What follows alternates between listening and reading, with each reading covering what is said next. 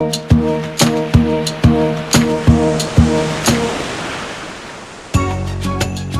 and welcome back to the Spooky Sessions, or if you're new here, hello and welcome to what I am calling Evil Month.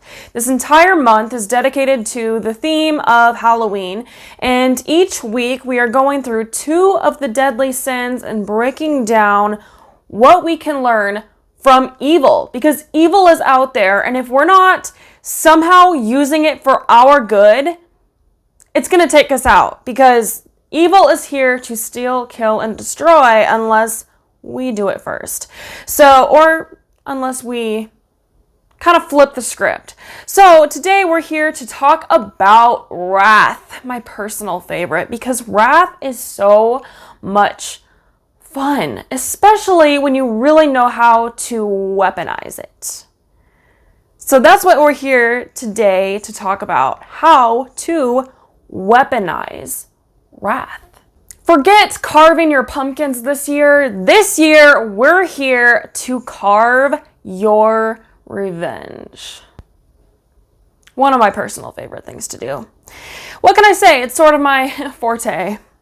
Maybe that's not something I should say, but I do think it is my forte. Is there anything better than outrunning your enemies and getting revenge on your haters, the people who told you would never get to where you're at? Maybe you're dealing with people in your life right now who are telling you that you will never get to where you want to be. And maybe there's nothing more aggravating than hearing that, but also maybe there's nothing more fueling than hearing that. It depends on how you look at it. I think it's safe to say every single thing I have ever achieved in my life, at least big things that I've ever achieved, have all been fueled by somebody telling me that I couldn't do it, or by it being revenge at the fact that they somehow backstabbed me, or by somebody making me feel like I was incapable. Everything that I have ever achieved ever has been fueled by something. Nothing good. It's never fueled by my actual drive. It has always been fueled by revenge. And I know that that's not necessarily a good thing, but I don't think it's necessarily a bad thing. I mean, if I can use something that somebody meant to harm me and turn it into my own good, what's wrong with that? I mean, it's a lot better to make something good and successful and maybe even make money off of something that somebody used to hurt me, rather than just let it tear me down and actually just shred myself all the way down, like I've mentioned in the Pride video. For what possible reason? To benefit them. That's exactly what they want me to do. So why would I not want to actually make it benefit me instead? The only problem is they're getting the credit. And I feel like we're kind of at this point in life where a lot of people, okay, first of all, I think it's ridiculous that bullies even still exist. Like, okay, look, it's 2023. We all know how this works. You know, like either you're going to tear someone down or they're going to use it for revenge. So honestly, neither of them really work in your favor. So what's the point of even bullying at all? Oh, I know. Actually, I mentioned this in the Pride video. It's because it makes their ego feel better when they drag you down to their level. That's why. Okay. Aside from that, I just think it's so stupid because most people, okay, not most, if you're on this channel, you're one of them and you're my people. But I think it's so stupid how bullies actually bully people in this day and age, because it seems like bullies should know, based on previous history, how a lot of times when you bully someone, they will use it to their advantage and get full-on revenge on you and make you look like an absolute idiot. Or, on the other hand, make you look like you deserve all the credit for it, which again, maybe that's why they do it. Maybe that's why. Because if they're getting all the credit, maybe that's all they need in their life, is that recognition that, oh, guess what? I was a bully and I got this person who blew up to where they're at. And that's my 5 seconds of fame. Even though it's not good, attention is attention is attention. So therefore my life is fulfilled. Is it not more fulfilling though to just actually make a name for yourself and make it good and actually make money off of it and not probably lose your job? I don't get it. I don't get it. Like, maybe I sort of get it, but not enough to like fully comprehend that makes sense. It doesn't make sense. It's like con artists and like professional scammers. You know, those people who will literally spend an entire career just hacking into your computer and giving it viruses. And why? Why is it not easier to just go out and get a job? Why? I think, honestly, it's the challenge. You know what? That's what it is, I think, is it's the challenge. It's disgusting. You all know I'm a huge Swiftie. I'm a Swiftie X forever. That used to be my handle on all my social media. Everyone's like, what is Swiftie X forever? I'm like, Swiftie times forever? Duh. You know, do you want to know where that actually came from? I used to be a huge Andrea Russett fan, and her name at the time was Ghetto X Fab X Forever. And I was like, Swiftie X Forever, Ghetto X Fab X Forever, like mashed into one. Look at me now. Hi, Andrea. I'm coming for you. But I look at Taylor Swift, and look, I love her. So I say this with as much love as possible, but I look at her, and I'm just like, girl, why are you giving all these guys so much power? And like literally, I mean, she's clearly huge. She's huge. And I get like how it started out. She wasn't really anybody at the time when all this started. But, you know, she's as big as she is at this point, and she's still writing about all these dudes who have wronged her. And I'm like, why are you giving them any credit? I'm like, every guy is literally probably dreaming of dating you at this point just so they can have their 5 seconds of fame and make it onto a Taylor Swift song. Like, that is their ultimate dream, probably. Why are you actually crediting them? Okay, look, I can't judge Taylor Swift. I mean, I myself have literally written a song about my ex and even put his voicemail into the song. It was really good. It was very, very, very good. Probably shouldn't be saying this on the internet. But he'll never know. He'll never know. I mean, unless it like blows up, but I'm not that good of a singer. I just did it because who doesn't want to write a song for their ex? Especially if you're a Swiftie. I mean, come on. It's kind of like a Swiftie verification that you're officially a Swiftie once you have followed in the steps of Mother. It's weird how the script seems to flip. And I get it's like, that's how you get famous, but then when you get famous, you gotta flip the script. It's so weird. This is how it is in business too, because people who are the most, I think it's the most wealthy in life, are very generous people. But in business, the most successful people in business are not generous. So it's like, what? And again, it's like, as much as it doesn't make sense, it makes sense because it's how it works. It's just dumb. You have to play the game and then flip the script. And as Taylor Swift said herself, it's like you have to constantly find new facets of you that people find to be shiny and just keep it entertaining over and over and over and over and over again. And it's like, I know, because I make YouTube videos for my career at this point. And I have to keep finding new topics that are shiny and will attract ravens. Like, come on, shiny, over here. It's like sharks too. Hey, look at my watch. Bling, bling, bling. Come bite off my wrist, please. I want to ask you, who are you running from?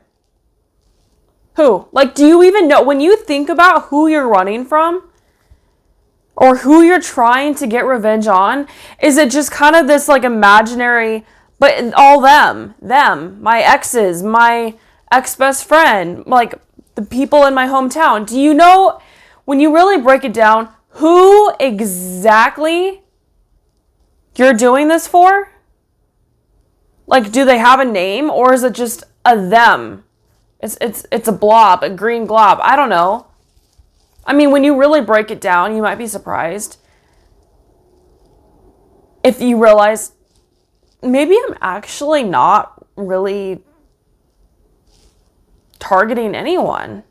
It's just kind of the idea of somebody, but I don't even know who it is. Like, because when I think about myself and the people that I'm trying to run away from and get revenge on, and these voices I hear over and over and over and over in my head, I'm like, are these really just the demons talking? Like, is it actually my ex-best friends? Or is it just the demons? Or is it the demons disguised as my ex-best friends? Like, you have to really break it down, and it's like, okay, which one is it? And how do you figure this out? Because when you think about it, do you even talk to your ex-best friends? Like, do they have any way of seeing what you're up to in your life? Is all of your social media private? Like, do they even care? Do they even care? Like, are you actually in contact with this person? Do they really, really follow you enough for you to actually be making moves regarding their opinion? A lot of the times, no. A lot of the times, no. But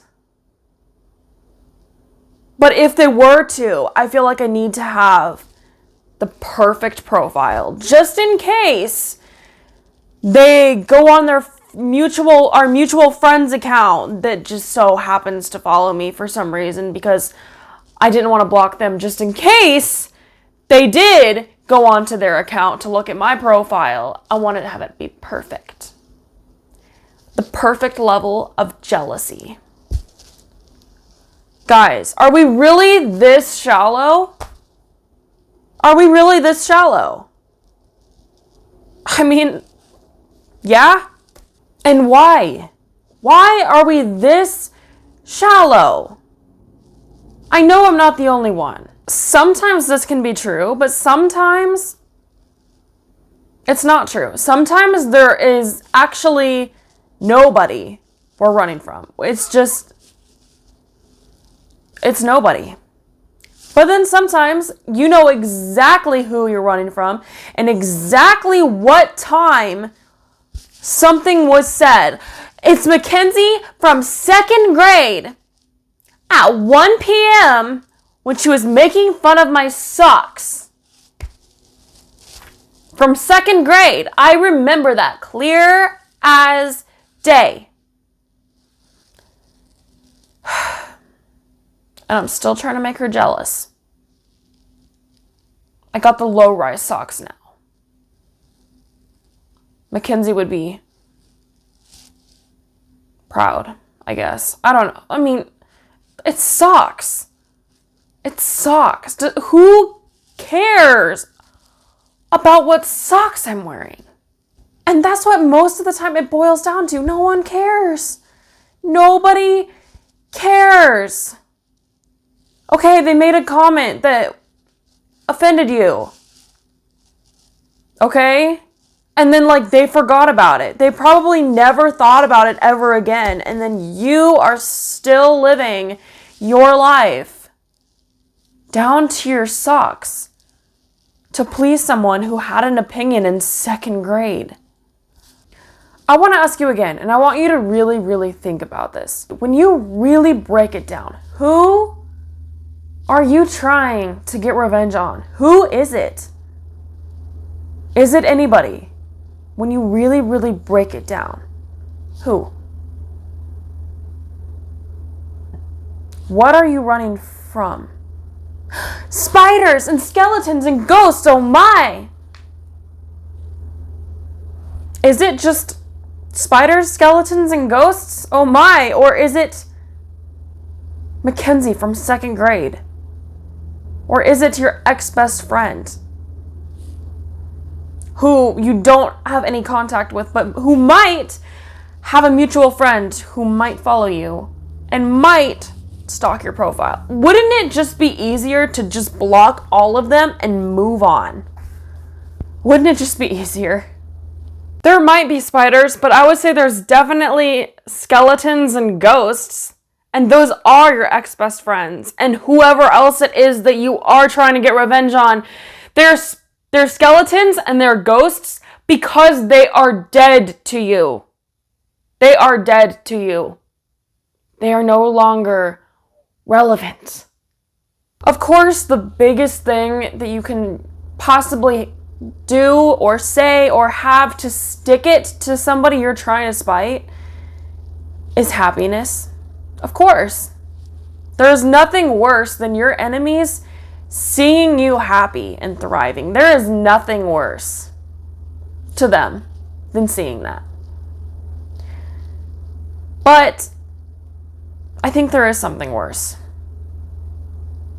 It's them realizing that you don't care about them enough to even want them to see you happy and thriving. It's to not care. I am going to be covering wrath, the topic of wrath, twice because it is my personal favorite. And I'm going to be doing an entire breakdown on this perspective that I have on wrath. I guarantee you've never heard anything like it before. But for the sake of this topic, I'm going to just break down a little bit of what I'm going to be talking about in the second topic for this. But in my opinion, the opposite of wrath is love. And I'm going to do a whole breakdown. I literally bought a marker board for this. It's insane. So, my opinion, because I'm going to draw it all out. It's literally that much to try to even explain. So, in my opinion, love is the opposite of wrath. And then when you have the middle ground between love and wrath, because that's kind of what we're doing here on this channel right now for Evil Month, is finding the middle ground between good and evil.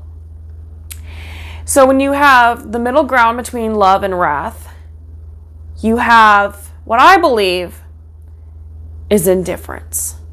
What I've been trying to do on this channel for Evil Month is kind of break down the middle ground between good and evil. And I believe that the opposite of love is wrath. The opposite of wrath is love. Good and evil, right? And what is the middle ground between good and evil with love and wrath? If you don't love someone, but you also don't hate someone, you're just kind of in the middle, what is that called? Indifference. Indifference. Or in other words, apathy. You just lack apathy. You just don't care. It's like, what's a food that I can't even think of a food off the top of my head because I'm too indifferent to think about a food that I just don't care about. I either love it or I hate it. So what's the difference between... Okay, what about like dragon fruit? The first thing that comes to my mind that I don't care about, because who eats dragon fruit? Does anyone eat dragon fruit? I'm genuinely curious. If you eat dragon fruit, leave a comment. I don't love it. I also don't hate it. It's just a dragon fruit. I'm totally apathetic towards it. Do not care. That's how we need to be with our enemies, with people who have wronged us, with people who we are running from and trying to get revenge on, is we need to be indifferent. Because is there anything more aggravating and angering, infuriating, and raging than somebody just not caring enough to even care? Is there anything worse? Truly, anything worse? I mean, sure, their happiness, like, think of someone you hate and just picture them just overabundantly happy. Yeah, it probably just doesn't settle very well. Because you hate them and you also care enough about them to care enough to care. And even as much as you hate them and you don't want to talk to them and you don't want to see them, wouldn't you be kind of offended if you knew that they hadn't even thought of your existence in the last 6 years? It kind of kills your ego a little bit, doesn't it? So imagine if you flip the script and you just don't care about them at all. Just don't care. I've always wanted to fake my death and just kind of fall off the face of the earth and just see who cares about me. Who genuinely cares? I always thought it'd be so interesting to fake a funeral, see who shows up. I mean, like, obviously I would be alive, but like, nobody else would know that. They would actually think that I was dead. Fake a funeral, see what people say about me, how long my legacy lives on. I think it would be fascinating to see who exactly was there for you the whole time and who exactly was fake the whole time. And see who still cares even when you're gone. And honestly, I think there's a reason why we don't ever get to see this happen. It's because we shouldn't. Because I think it would kill us if we did know. I honestly think it would. I think that we are forced to deal with the fake people that we do, even if they are fake, because I think that it's honestly better for us to believe more people out there actually care than there are people who actually do care. That being said, there are a lot of people out there who do care, who do very much so care, but not really in the good way. They care about tearing you down. They care about seeing you unhappy and seeing you miserable. And there are people out there who love to see you fail. They love it. They will be there front row clapping and screaming for you the whole time when you're messing up, when you're not doing too good, when they don't feel inferior. But when you're making waves, you're doing big things, where are they then? Where are they then? They're either booing or they're in the back row in the cheap seats, watching you and watching how you do it, and absolutely miserable to be at the show because they don't like seeing where you're at. It's terrible. Do you have anyone in mind yet of who these people are in your life? Who are these people? Are they coworkers, friends, family, a classmate from 2nd grade? Who is it? And what kind of revenge do you want to plot on them? Do you want them to see you happy and thriving? Or do you want to just forget about them completely and just focus on yourself, because that's really the only thing that'll actually benefit you in the long run? Unless unless you do use that revenge on them, the happiness, the fulfillment, you use all that to fuel you to working on yourself. That's the only acceptable answer. Either you block them and you focus on yourself, or you use all that motivation to fuel you. Either way, the answer is work on yourself. Work on yourself. Because what is the point of focusing on them? What is the point? Where is that going to get you?